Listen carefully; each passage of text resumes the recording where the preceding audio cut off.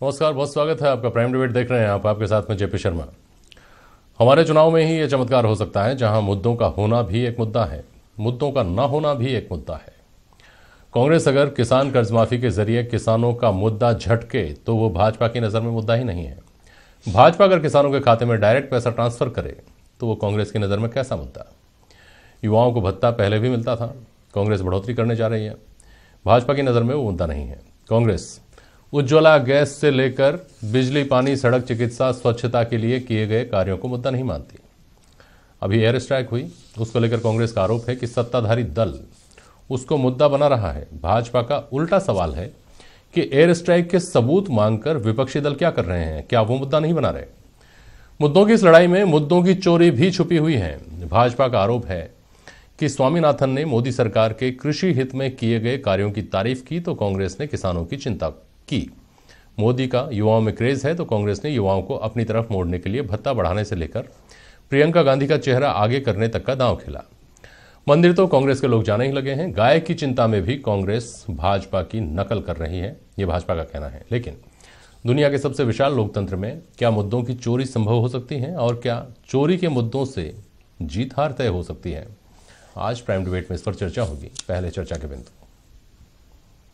लोकसभा चुनाव में कांग्रेस की नई रणनीति। किसान, जवान और गाय पर फोकस करेगी कांग्रेस। जय जवान जय किसान और गौ माता फॉर्मूले को चुनाव में आजमाएगी कांग्रेस। भाजपा से मुकाबले के लिए कांग्रेस ने तैयार की रणनीति। जयपुर में बड़े स्तर पर आयोजित हुआ था गौ रक्षा सम्मेलन। बीजेपी पर केवल चुनावों के समय गौ माता को याद करने का आरोप लगाएगी कांग्रेस।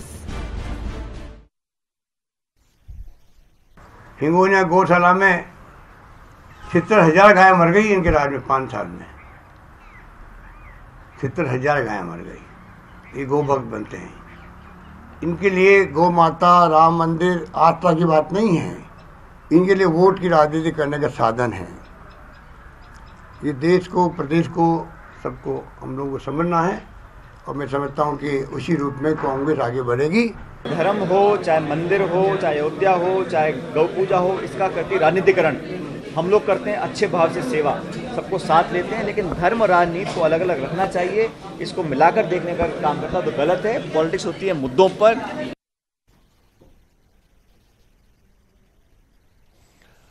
और हमारे साथ आज प्राइम डिबेट में जितेंद्र शिवाली साहब हैं, भारतीय जनता पार्टी के प्रवक्ता। वरिष्ठ पत्रकार श्याम सुंदर शर्मा जी हैं और शारदा कांत शर्मा कांग्रेस से हमारे साथ आज बहस में जुड़ रहे हैं अब से कुछ देर में। आप सभी का बहुत स्वागत है। और शुरुआत में जैसा मैंने कहा, किसानों का मुद्दा फुटबॉल बना हुआ दोनों पार्टियों के बीच में। यह अलग बात है कि फुटबॉल में दूसरे के कोर्ट में गोल किया जाता है, यहाँ बॉल को अपनी तरफ खींचने की कोशिश की जा रही है। जवानों की बात दो तरह से की जा सकती है। एक वो जवान जो सरहद पर हैं, एक वो जवान जो यहाँ हैं और इस चुनाव में निर्णायक भूमिका में होंगे। और साथ ही तीसरी बात, वोटों की कामधेनु पर भी, जहाँ भाजपा का पहले पेटेंट था, उस पेटेंट को तोड़कर अब कांग्रेस की तैयारी है कि वो भी कांग्रेस के खाते में बराबर का दूध दे वोटों की शक्ल में। उस पर आता हूं। उससे पहले शिवाली साहब, एक मुद्दा जिसको कांग्रेस मुद्दा बनाने में, कांग्रेस क्या राहुल गांधी आप कह लीजिए, पिछले साल भर से राहुल गांधी का कोई भी भाषण राफेल के जाप के बिना पूरा नहीं होता। और आप लोग काफी खींचते भी रहे हैं इस बात पर कि राफेल को लेकर के सुप्रीम कोर्ट जब कह चुका तब राहुल गांधी क्यों राफेल करते हैं। आज लेकिन घटनाक्रम ने थोड़ा सा पलटी खाई है। ये कहना कि फाइलें गुम हो गई, दस्तावेज गुम हो गए, क्या आपको मुश्किल में नहीं डालेगा इन चुनाव से पहले इस मुद्दे के हवाले से? देखिए, सबसे पहले तो मैं आपको ये बताना चाह रहा हूँ कि सुप्रीम कोर्ट में कोई भी डॉक्यूमेंट्स जी अगर दौरान बहस पेश किया जाता है, अव्वल तो यह है कि जब पिटीशन पेश होती है तो वो दस्तावेज साथ में लगाने होते हैं कि साहब ये जो पिटीशन हम PIL लगा रहे हैं, इन PIL के अंदर हम इन दस्तावेजों को शामिल कर रहे हैं। यहाँ पर शांति भूषण ने इस प्रकार से नहीं किया।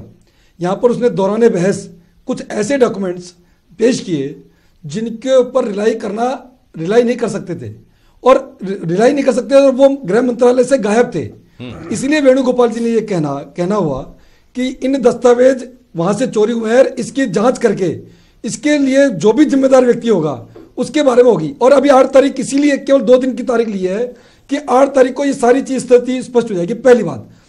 दूसरी बात मैं कह देना चाहता हूं कि पूरे 5 वर्ष तक जब विपक्ष को और विशेषकर राहुल गांधी जी को ये कोई मुद्दा इस प्रकार का मोदी जी के खिलाफ नहीं मिला पूरे 5 साल तक, और उन्होंने देखा कि देश और विदेश में भाजपा के मोदी सरकार की पूरी प्रशंसा हो रही है। विदेशों के अंदर बहुत, उसका एक ताजा उदाहरण अभी जब पुलवामा का जब घटनाक्रम हुआ 3 घंटे से पूर्व 54 देशों के बड़े देशों ने यह कहा कि हम भारत के साथ आतंकवाद की लड़ाई लड़ रहे हैं। ऐसे में जब पूरे देश के अंदर मोदी सरकार जी की वाहवाही हो रही थी, तो केवल इस कारण से कि इस राफेल को लेके आए और बिना किसी आधार के एक भी दस्तावेज आज तक ऐसा नहीं आया सामने जिसके आधार पे कहा जा सके कि इस मामले में कोई बात हुई है। और मैं कह देना चाहता हूं कि इन सब बातों के ऊपर जब सुप्रीम कोर्ट ने इसके ऊपर मोहर लगा दी थी, उसके बावजूद देश की सुरक्षा के साथ खिलवाड़ करने के उद्देश्य से इस राफेल के मुद्दे को लेकर आ रहे हैं। और जनता ये समझ चुकी है कि ये राफेल नहीं है, ये राहुल फेल का मुद्दा है, ये राफेल का मुद्दा नहीं है। तो सीधे तौर के ऊपर ये जो अभी आज जो घटनाक्रम सुप्रीम कोर्ट में हुआ, उसमें स्पष्ट रूप से वेणुगोपाल जी ने कहा है कि हम इन दस्तावेजों को रिलाई नहीं कर सकते, ये गृह मंत्रालय से चोरी हुए दस्तावेज हैं और इसके बारे में जांच करके 8 तारीख को इसके ऊपर सारी स्थिति स्पष्ट कर दी है। जितेंद्र जी, अगर 8 तारीख को आपको कोई नई सुबह मिल जाए इस केस में तो वो एक अलग बात है, लेकिन हाल फिलहाल कांग्रेस को ये मौका मिल गया है कि देखो हम कहते थे ना इसमें गड़बड़ है, देखो हम लगातार कह रहे थे कि चौकीदार ये है, चौकीदार वो है, हम सही कहते थे, इसलिए फाइल गुम गई। फाइल गुम गई नहीं, घुमा दी गई। फाइल चोरी नहीं हुई, चोरी करवा दी गई।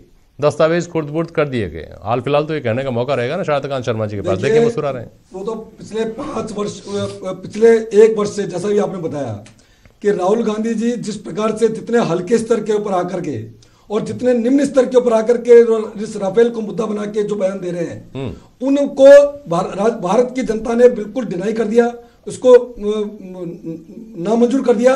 और सुप्रीम कोर्ट में यह सारे तथ्य जो वहां रख दिए गए थे और सुप्रीम कोर्ट ने कह दिया था कि इसके ऊपर किसी प्रकार की कोई गड़बड़ी नहीं हुई, तो उसके बाद में और फिर संसद के अंदर सीतारमण जी, निर्मला सीतारमण ने जिस प्रकार से पूरा वर्णन इसके ऊपर किया, अरुण जेटली जी ने जिस प्रकार से पूरा इसके ऊपर स्पष्टीकरण दिया है, उसके बाद में कोई ऐसा कारण नहीं रह जाता है कि इसको इस मुद्दे को लेकर के और जनता इसको गंभीर लेगी। ठीक है सर, शारदाकांत जी को बहस में लाऊं उससे पहले श्रीमाली साहब ये बताइए कि आपकी पार्टी किस आधार पर ये आरोप लगाती है, संक्षेप में बोलिएगा, शारदाकांत जी जवाब देंगे, कि ये आपके मुद्दे चुरा रहे हैं। किसान का मुद्दा, जवान का मुद्दा मंदिरों में भी जाने लगे और अब गाय का मुद्दा भी ये झपट लेने की कोशिश कर रहे हैं आपसे। देखिए, इस बारे में तो मैं एक बात कह देना चाहता हूं कि अशोक गहलोत साहब चाहे कितने भी इस बारे में बयान दे करके वो जनता के वोटों को लुभाने का प्रयास कर लें, पर इन चुनाव के बाद में यहाँ पर सचिन पायलट मुख्यमंत्री रहेंगे या अशोक गहलोत साहब मुख्यमंत्री रहेंगे,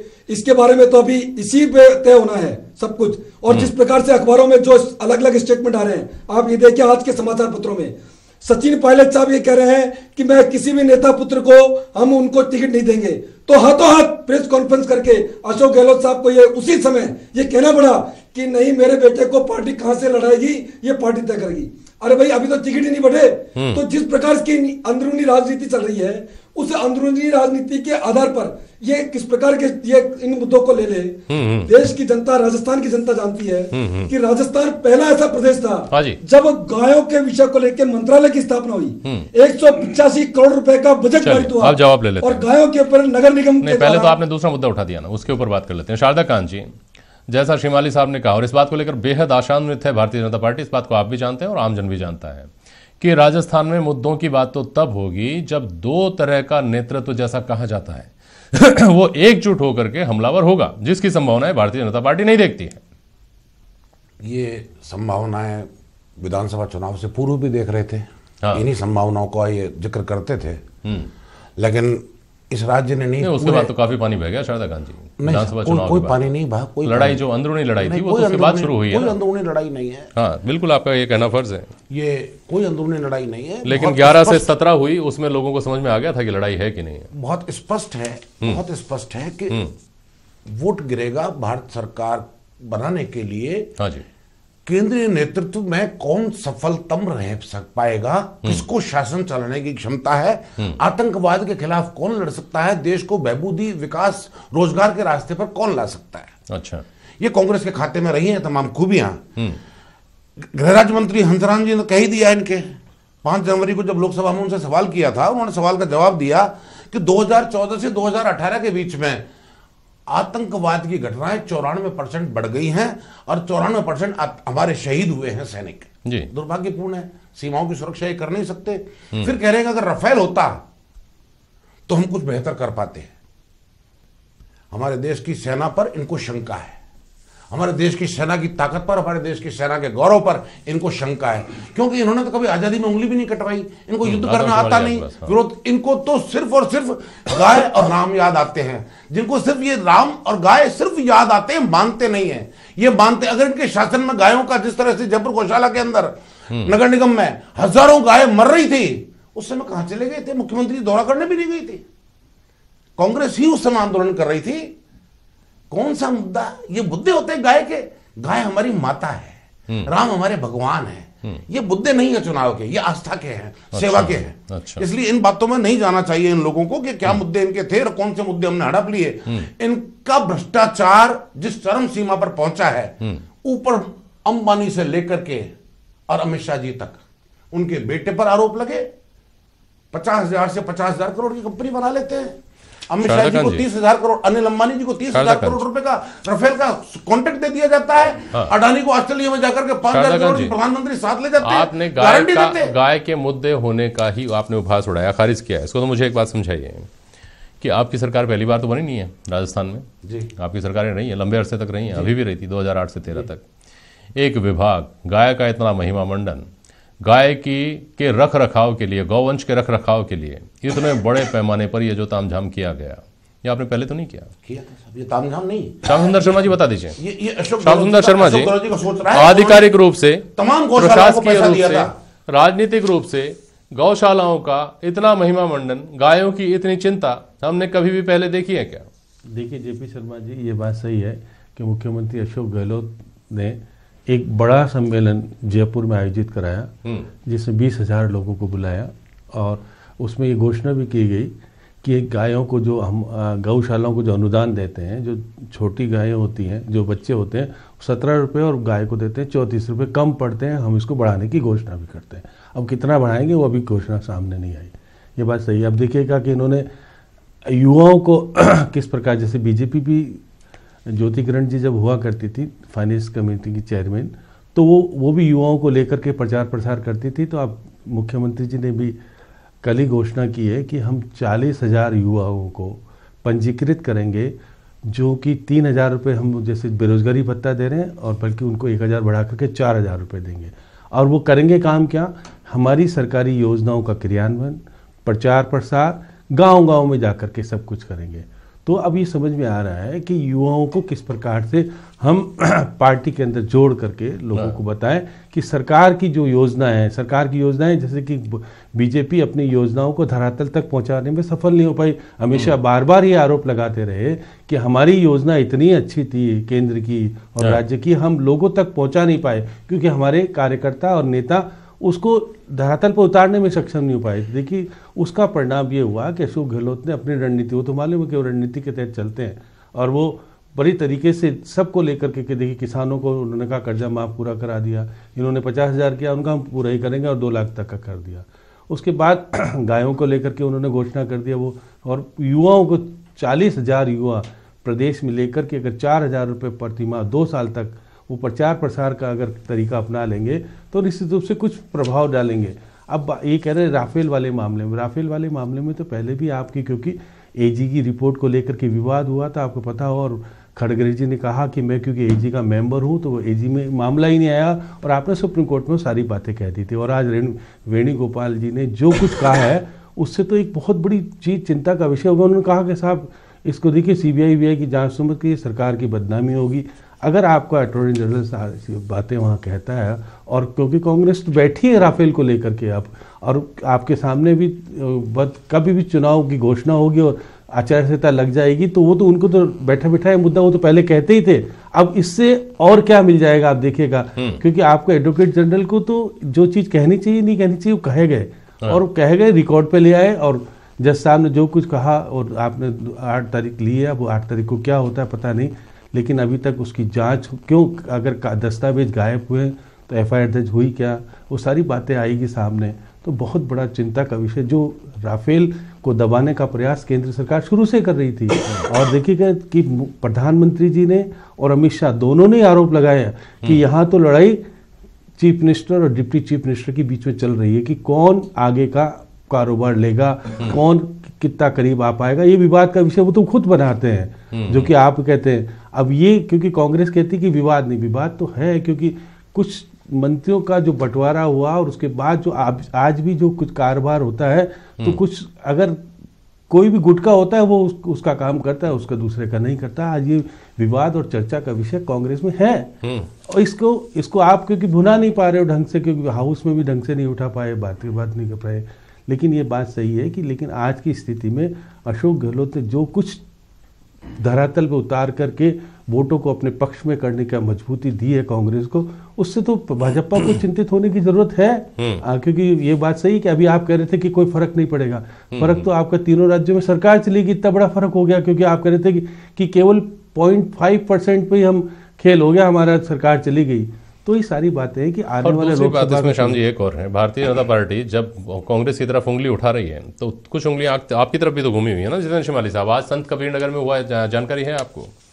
भारतीय जनता पार्टी के सांसद, भारतीय जनता पार्टी के विधायक, सामने कैमरे, मीटिंग चल रही है, सारे प्रबुद्ध लोग बैठे हुए हैं उसमें, कहा सुनी तू मैं से आगे बढ़कर जूता सिर में मारने तक पहुंच जाती है, एक नहीं गिनकर कई, और उसके बाद में आपस में सांसद और विधायक लड़ते हैं। उस प्रदेश में जहां से आपको सबसे ज्यादा सीटों की उम्मीद है लोकसभा चुनाव में, जहां से आप प्रधानमंत्री बनना चाहते हैं, देखिए तो चिंता तो आपको भी करनी चाहिए। नहीं, ये तो क्या घटनाक्रम हुआ इसकी पूरी जानकारी वहाँ क्या हुआ ये तो लेनी पड़ेगी जानकारी, लेकिन ये जानकारी है आपको कि कांग्रेस पार्टी के सम्मेलनों में भी इस प्रकार की अनेक बार घटनाएं हुई है, वो तो कोई बहुत बड़ा इशू नहीं है। पर मैं ये बात कह देना चाह रहा हूँ कि जहां तक ये बात गायों की और जवान की बात कह रहे हैं, आप ये देखिए राजस्थान के अंदर जो युवा है, आज कांग्रेस पार्टी ने ये समझ लिया कि विधानसभा चुनाव के अंदर भी देखा कि युवाओं की बहुत बड़ी फौज कार्यकर्ताओं के रूप में कांग्रेस के पास में नहीं थी।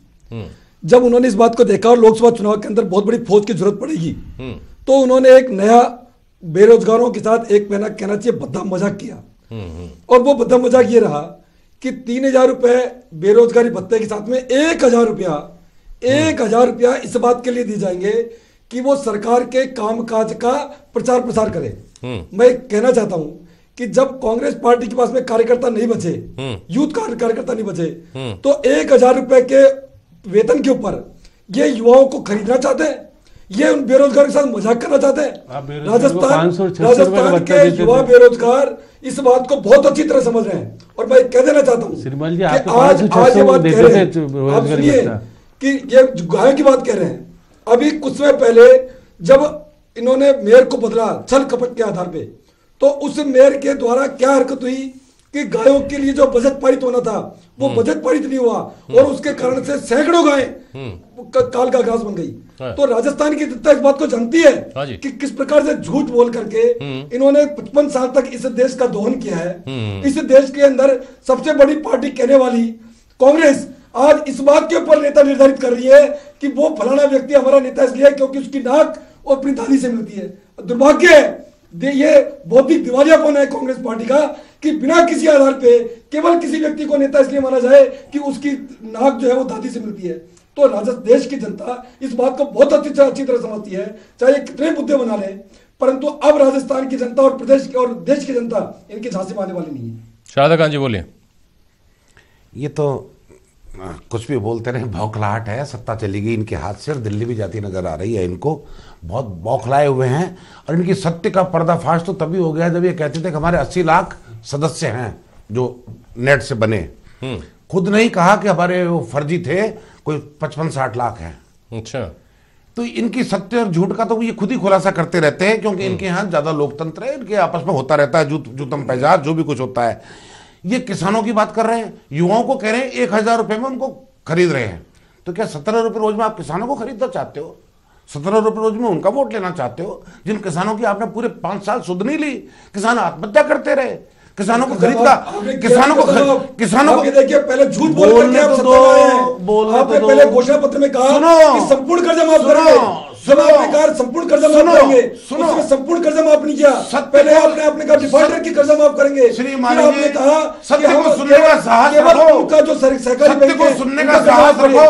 आज भी किसानों को उचित मूल्य नहीं मिला और वो आत्महत्या करता रहा। करने पर एमएसपी का क्या किया आपने? किसान इस बात को समझ रहे हैं, एमएसपी का क्या किया? किसानों से झूठ बोल करके उनके वोट गाय का नाम लेते हो, किसान का खा जाते हो। का समय है तो आप कर्जा माफ बोलते रहो। राजस्थान का युवा आपको सुन रही है, जनता आपको देख रही है, आपके पास मुद्दे नहीं है, देश की सीमाएं असुरक्षित है, सैनिक शहीद हो रहे हैं, आप झूठ पर झूठ बोलते हैं। पिछले आप चलिए ठीक है, सुनिए एक मिनट, समय हो रहा है, आज समय खत्म हो रहा है।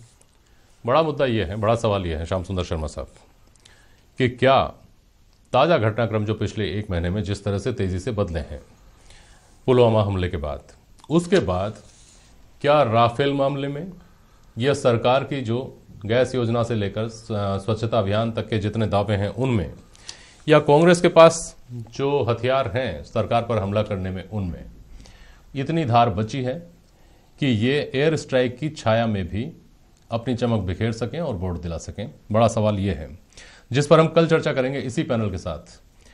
अभी समय की कमी है। बहुत शुक्रिया आप सभी मेहमानों का आज के लिए। आज के प्राइम डिबेट में इतना ही। नमस्कार।